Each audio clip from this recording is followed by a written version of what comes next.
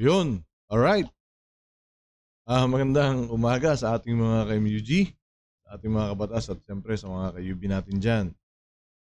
So, yun, welcome uli sa ating panibagong video reaction. Okay, itong topic natin ngayon ay patungkol nga po sa kalingap, no? Ah, Lumalala po yung baklasan, no, sa kanila, no, sa grupo nila. Tinatanggal nila yung mga vlogger nila na alam nila na hindi na aktibo. Well, so dito makikita natin na talagang ito ay business, no? Business, purely business. Imagine, itong mga vlogger na to. Yung mga vlogger na to sila Marcos ba yan, Marcos TV, eto, meron pang isa, isa marami na eh. Isa nga, ano na ni Kayo, feature na ni Kayo. Ito mo makikita, no, hindi sila, wala rin silang kakayahang tumulong galing sa sarili nila. Diba? Dapat, bago ka tumulong sa iba, tulungan mo muna yung sarili mo. So ngayon, bakit sila pumasok doon? So ibig sabihin lang nun, kaya sila pumasok doon, kalingap, siguro nandun pa rin sa puso nila yung pagtulong. Kaya lang more on ano yan, more on kumita rin sila. Pagkakita, kasi may pamilya eh. Diba? May pamilya sila eh, na kailangan nilang buhayin. Tignan nyo naman, siyempre, kita mo nyo yung background niya o yung bahay nila, di ba? Hindi naman sa pamimintas, pero makikita mo na hindi sila ganoon ka mapera, 'di ba? Kung makikita ninyo para tumulong sa iba. Okay? O meron pa yung isa nirereklamo niya. Ano daw, yung mga dayon na mga vlogger, yun daw ang kumikita. Yun daw ang nagkakaroon ng views. Sila daw hindi. At saka pag wala ka daw views, hindi ka papansinin doon sa community nila. Pero kapag daw marami kang views, pag viral ka, Rapid Tulfo, ikaw ba yan? Pag viral ka, lahat halos daw ng camera, sabi ni Marcos to eh, Marcos TV, lahat daw halos ng camera nakatutok sa'yo.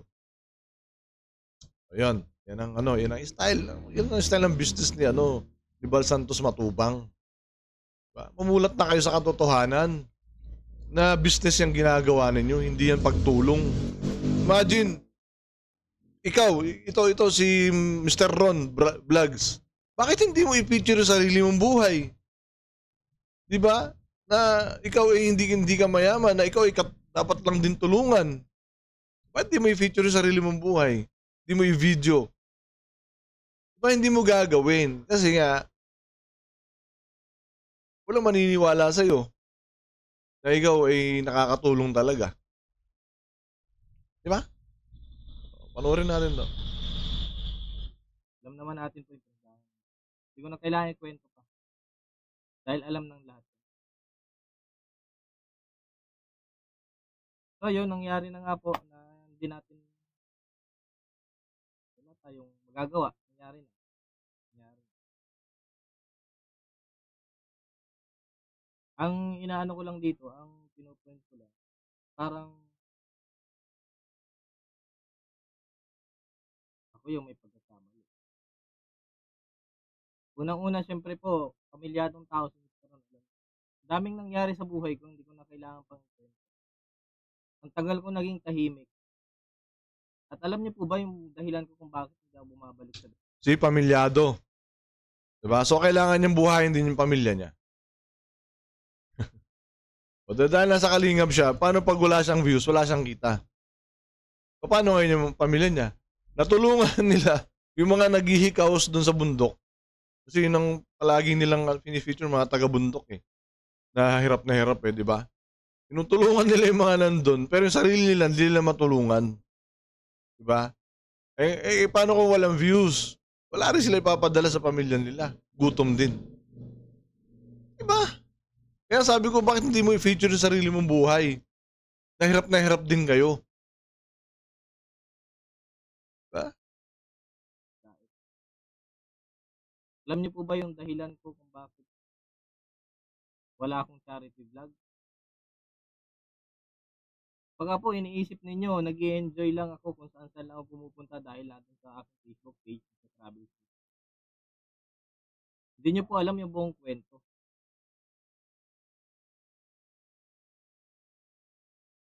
Di ko lang din alam kung bakit nangyaring gano'n. Siyempre, respeto natin. Respeto ang tawag dun. Respetuhin natin kung ano yung magiging desisyon nila. Pero isa lang yung gusto kong iparating po sa lahat.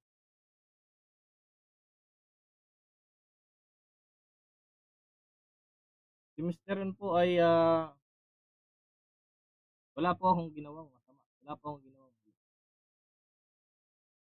Oo, alam ko may pagkukulang ako at alam ko yung kakayanan ko. Alam ko yung Well, sangayon ako sa dyan, wala kang ginawang mali. Pero, ang mali mo is, hindi ka nagva-viral. Yun yun. Tapos, hindi ka bumabalik doon sa landing pad ba ang tawag nyo ron? Hindi ka bumabalik doon kasi nga, nababaliwala ka doon. Kasi nga, wala kang video na viral. Diba? So, dahilan na lang nila na hindi ka pumupunta doon. Kung talagang gusto ka nila, kung talagang gusto ka nilang vlogger, kayo, kung ang Kalikap ay purely talagang tumutulong lang, hindi sa business, hindi kayo tatanggalin dyan. Tutulungan nila kayo na mag-viral kayo. Diba? Well, parang mali ah. parang mali. Parang mali yung opinion ko. Well, yeah, that's how the business work. Pag hindi ka kumikita, pag wala ka silang kikitain sa'yo, tatanggalin ka siyempre. Wala kang production eh. Wala kang wala kang profit eh. Pag hindi sila magpa-profit sa'yo eh. So tatanggalin ka talaga. Yun yun. halaga ko bilang isang Mr. Ron. Diba? Kasi may mga naririnig-rinig ako na wala ka ng paramdam, hindi ka nakiki-operate, hindi ka na nakikita.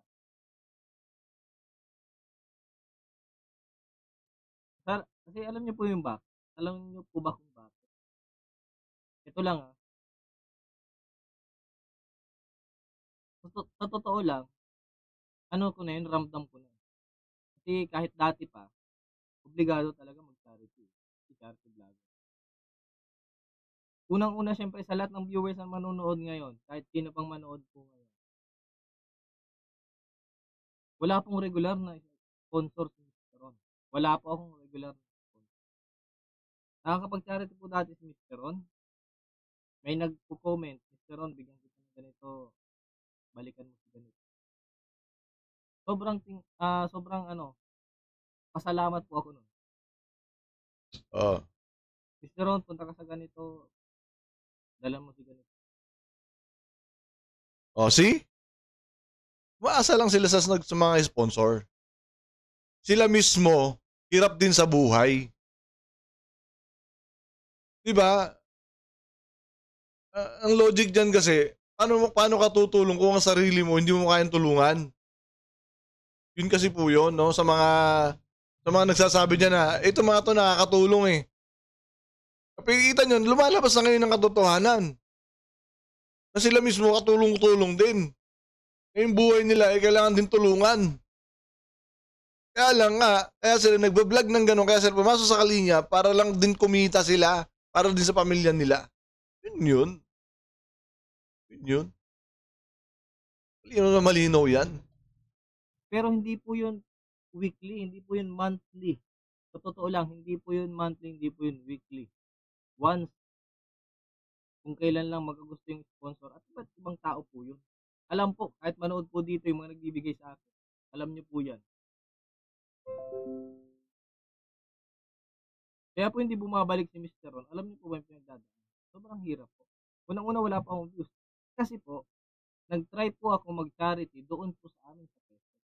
Alam niyo po ang ginawa ko doon? Yung ina-apply ko rin doon sa dati. Hahanap din ako, pumunta ako dito. Ang masakit lang kasi doon, wala pong nanonood. Wala pong nanonood. Hindi ko po alam kung bakit. wala po akong ano, hindi ko po sisisihin yung mga viewers ko. See? Umaasa sila sa views. Umaasa sila na mag-viral sila.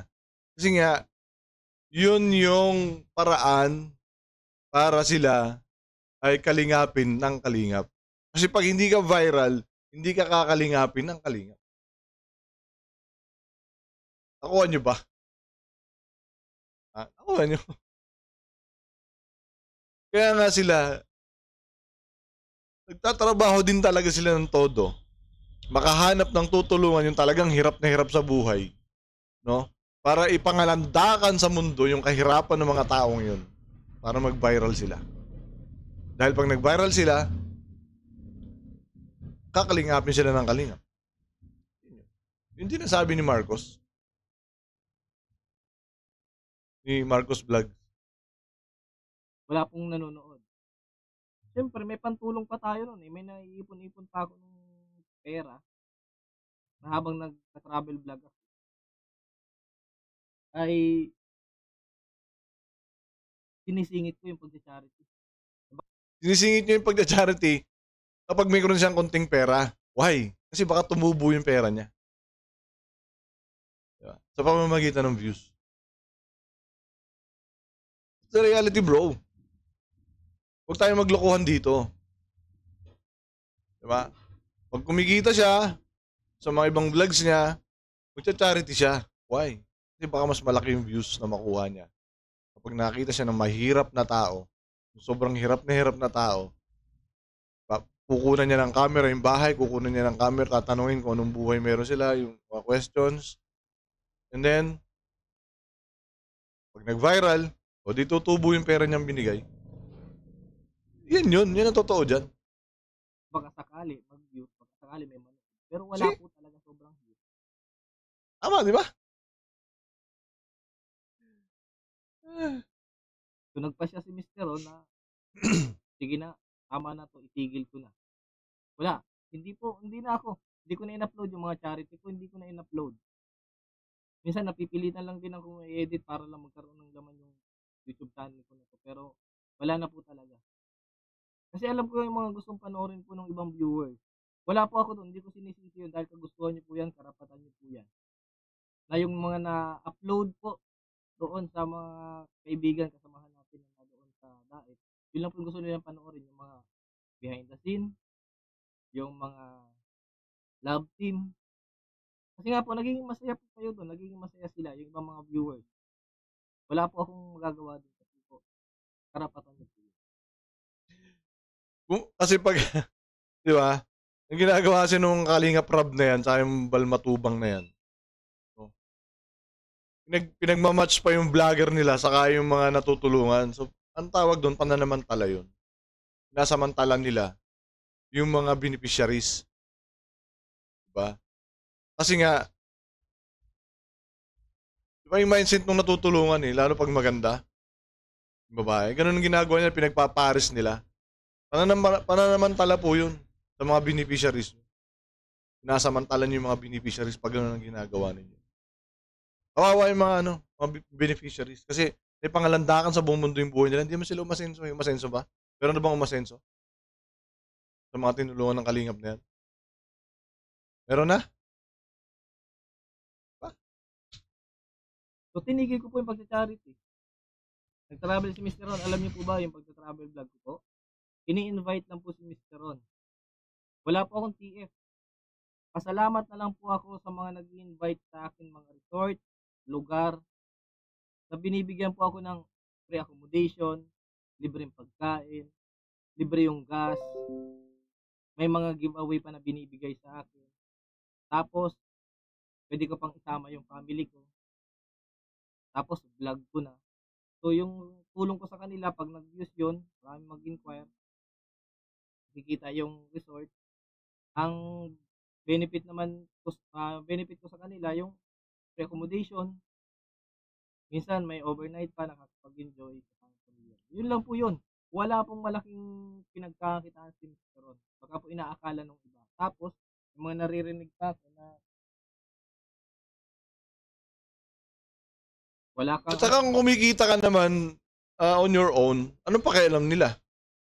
'Di ba? Anong pakialam nila? Eh, kung ano man isipin nila, wala silang pakialam do'n, 'di ba? Bakit issue sa kanila 'yon?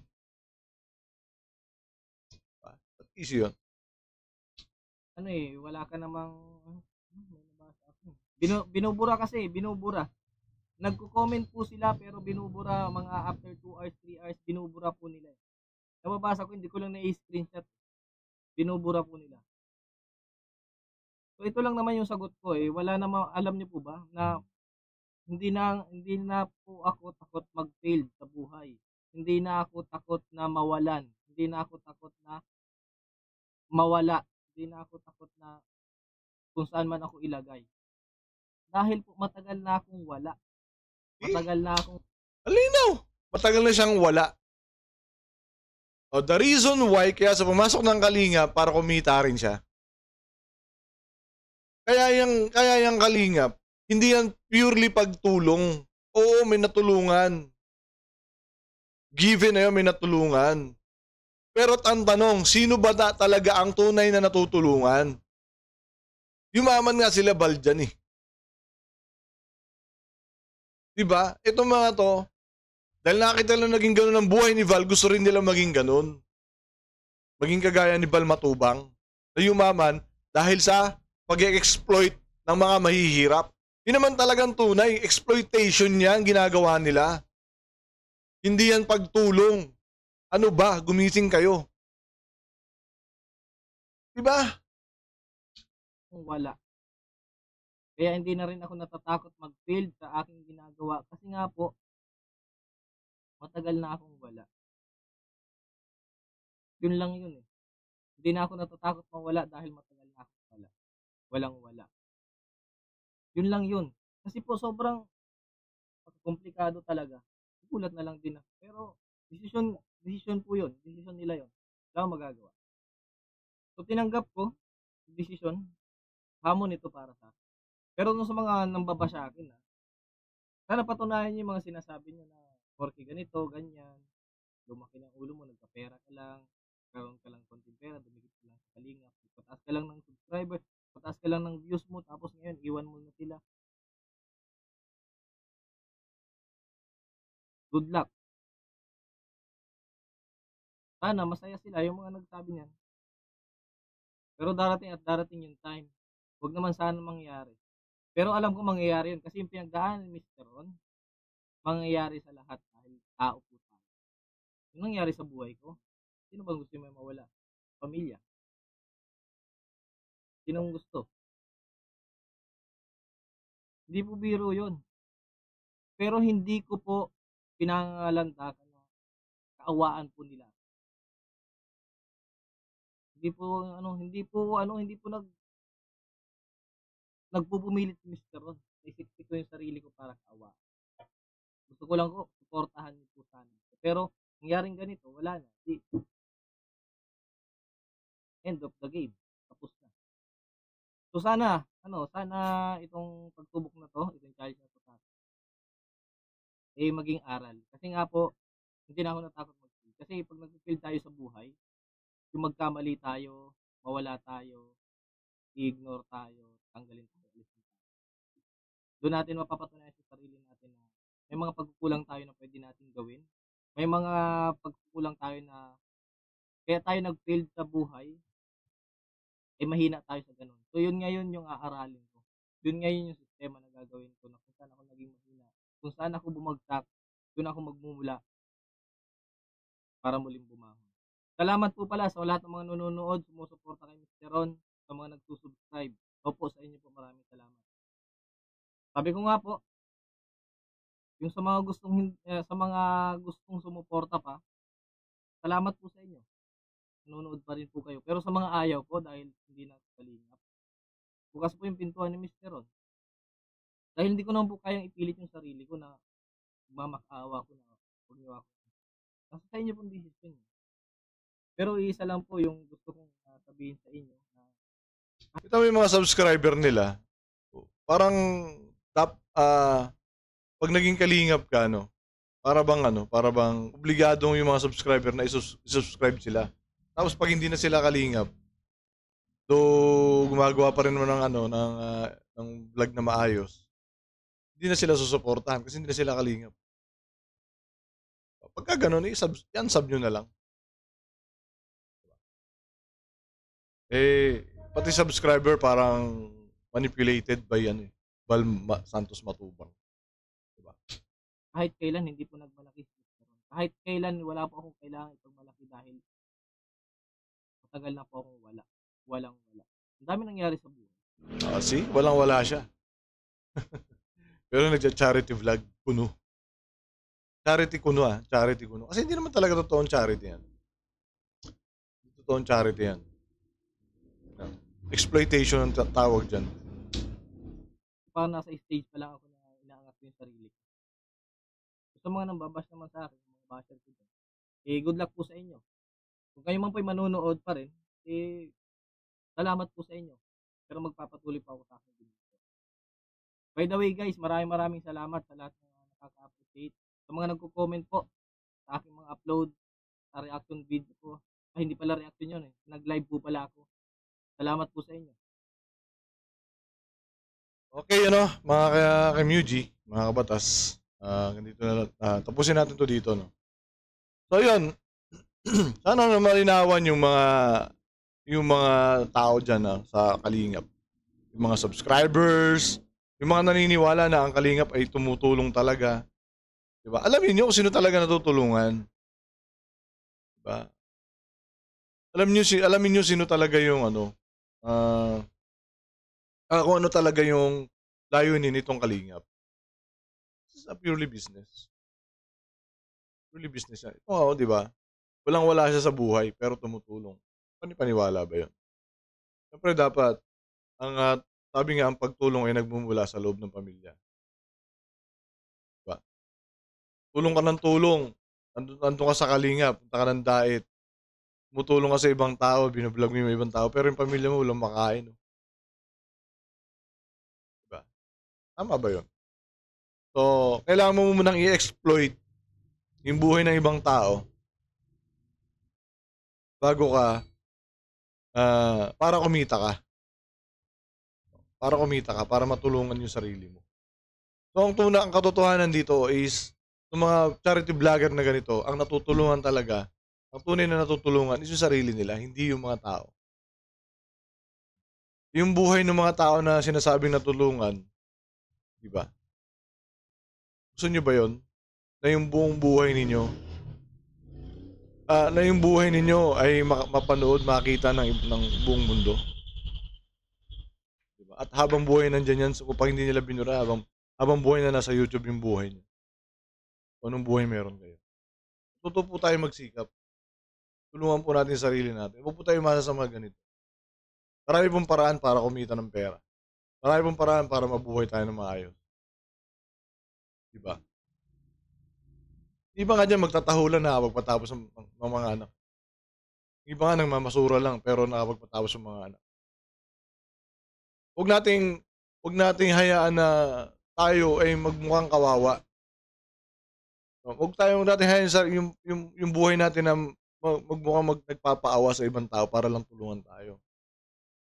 Diba? Itaas naman, kahit na mahirap lang po tayo, itaas naman po natin yung pagkatao natin. Bilang tao. Huwag tayo umasa sa mga ganitong vlog na kunwari tinutulungan kayo. Pero ang totoo, ang tinutulungan yung sarili nila. So yun. Muli, isang magandang umaga sa inyo lahat. At syempre, huwag natin kalilimutan na lang tayo mabubuhay sa mundo. Gamitin natin sa tama at sa mabuti. Maraming salamat.